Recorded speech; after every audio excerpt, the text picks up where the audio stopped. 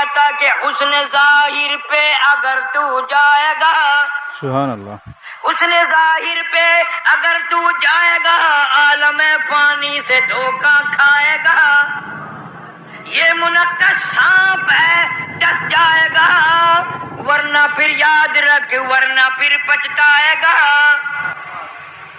یہ جتنے بھی عورتوں کے شیدائی ہیں، آنکھوں کے شیدائی، چہرے کی شیدائی، ہونٹوں کی سرخی کے پہ مرنے والے، آنکھوں کی سیاہی پہ مرنے والے، چال پہ، ٹور پہ، سڈول پہ، جتنے بھی یہ مرنے والے لوگ ہیں، ان سب کو پتا ہے کہ دنیا کہاں تک ہے اور کس حال تک ہے۔ سبحان اللہ، سبحان اللہ۔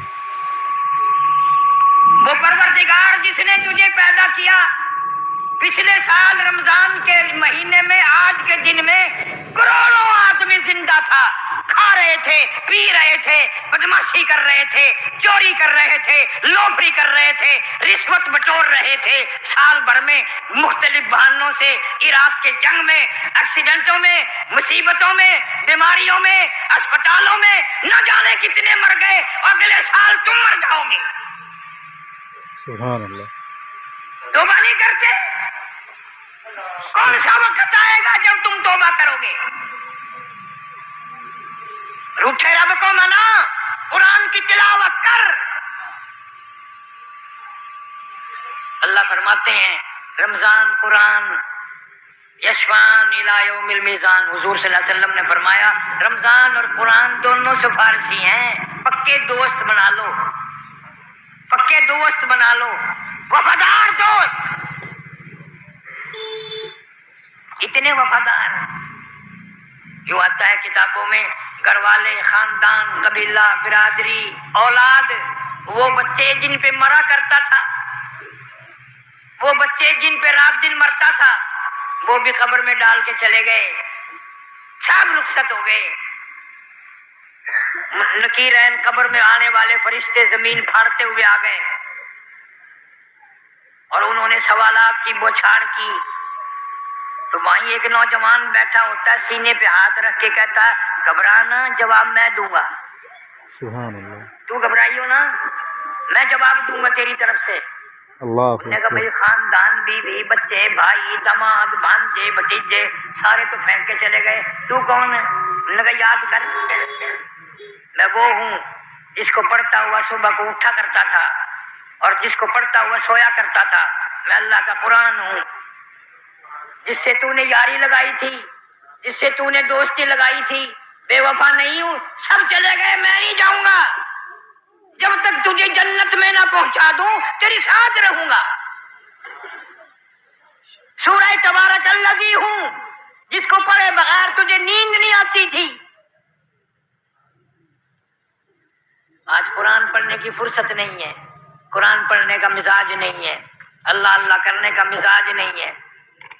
جنہوں نے اللہ اللہ کی وہ ایسے لوگ تھے، اللہ اکبر، امام زین العابدین رحمہ اللہ، حضرت حسین رضی اللہ تعالیٰ عنہ کا بیٹا، سردی کا موسم ہے، یخ موسم ہے، انگیٹھی میں کولے سلگا کر اندر رکھ لیے، دروازہ بند کر دیا، نفلوں کی نیت باندھ کر قرآن کریم کی تلاوت شروع کر دی۔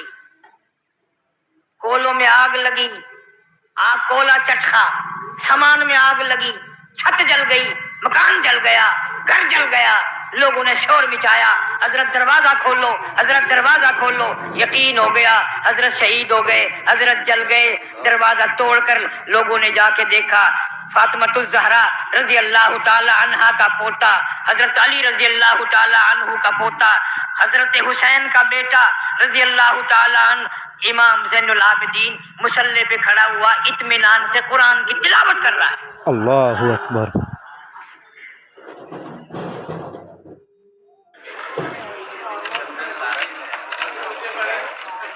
ایڈیٹس کا سیکوئل آ رہا ہے۔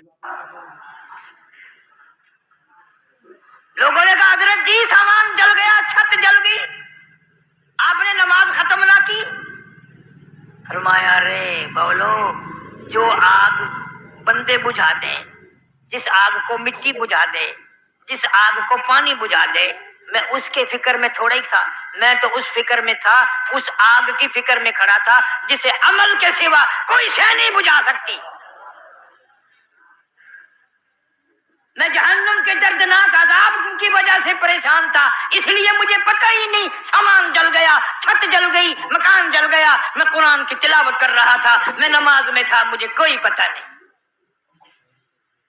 کبھی لوگ ایسی نماز پڑھتے تھے انہیں کوئی پتہ نہیں چلتا تھا۔ اب تو مجھے کہ دوست ایک دن بتا رہا تھا کہ اگر ادھار لکھنے بھول جاؤں نا تو آ کے نیت باندھ لیتا ہوں، سب یاد آ جاتے ہیں۔ اللہ اکبر۔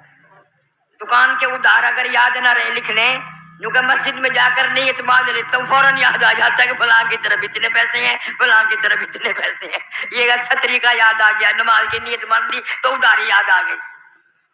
سبحان اللہ۔ ہم لوگوں کا یہی اثر ہوگا اور کیا ہوگا۔ وہ تو اور لوگ تھے جنہوں نے رمضان کے روزے 3 دن فاقے پہ فاقہ، فاقے پہ فاقہ، اور پھر روزہ نہیں چھوڑا۔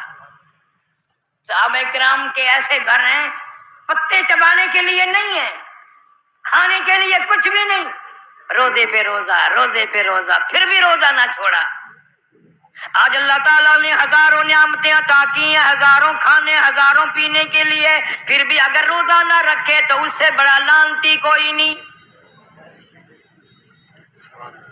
اور علل اعلان کھانے پینے والے کے بارے میں تو فقہا نے بڑی تاکید لکھی ہے۔ جو سگریٹ پیتا پھرے، بیمار ہے، شرعی عذر بھی ہے، روزہ نہیں، بلکہ عورت مینٹلی کورس کی وجہ سے روزہ نہیں رکھ سکتی، جائز نہیں ہے روزہ رکھے، لیکن پھر بھی حکم ہے، ٹھیک ہے میرے حکم سے تجھے یہ عذر پیش آیا، لیکن احترام رمضان تجھے بھی رکھنا پڑے گا، رمضان کا اکرام تجھے بھی کرنا پڑے گا، خبردار لوگوں کے سامنے کھاتی پیتی پھری تو۔ اللہ اکبر۔ جو خدا سچا کو، مینٹلی کورس والی عورت کو علل اعلان نہیں کھانے دیتا اور منع کرتا ہے کہ تو بھی احترام کر، یہ 2 من کی لاش، یہ بڑے بڑے نوجوان، یہ بڑے بڑے آفیسر، یہ بڑے بڑے دولت مند جو علل اعلان کھاتے پھرتے ہیں، خدا کی قسم اگر اسلام کی حکومت ہو ان کے سر قلم کر دیے جائیں۔ رمضان کا احترام شاعر اللہ کی وجہ سے فرض ہے احترام کرنا۔ سبحان اللہ۔ یہ علیحدہ بات ہے کہ آج کا مسلمان نہ رمضان جانے نہ غیر رمضان جانے، انہوں نے ایک ہی کر دیے۔